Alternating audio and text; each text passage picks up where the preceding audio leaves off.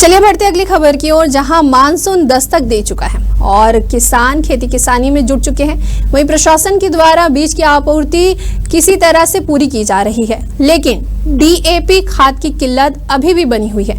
इसी बीच दुर्ग में भारतीय जनता पार्टी के द्वारा आयोजित प्रोफेशनल मीट एंड एग्जीबिशंस कार्यक्रम में मुख्य अतिथि केंद्रीय राज्य मंत्री तोखन साहू शामिल हुए। कार्यक्रम में शामिल होने से पहले तोखन साहू ने पत्रकारों से चर्चा की।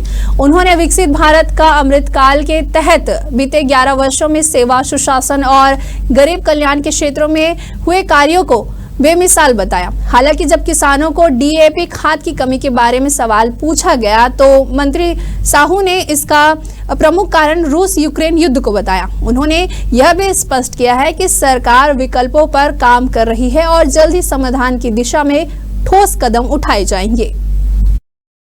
और विकसित भारत आजादी के जब हम 100 साल पूरा करेंगे तो हमारा यह देश विकसित राष्ट्र के रूप में जाना जाएगा। ये 140 करोड़ देशवासियों की मेहनत, आप सबके परिश्रम से हम उस लक्ष्य को प्राप्त करेंगे। एक बाहरी प्रदेशों के कारखानों का जो वहाँ पे मोनोपोली है वो सबसे ज्यादा है रिलायंस बस सेंटर पर। और कृषि को लेकर डीएपी खाद की पूर्ति रसिया, चीन और मोरक्को करते हैं, अरब कंट्री करती है। वहाँ से अभी तक आयात की स्थिति बहुत खराब है। कैसे डीएपी खाद की पूर्ति करेंगे और कारोबारियों और उद्योगपतियों के लिए किस तरह से सहूलियत होगी? देखिए, सरकार सबकी चिंता कर रही है। रूस यूक्रेन युद्ध चल रहा है, हम सबको पता है, लेकिन सरकार सबका विकल्प ढूंढ करके किसानों को किसी भी प्रकार की कोई समस्या न हो, इसके पीछे सरकार पूरी संजीदगी के साथ लगी हुई है।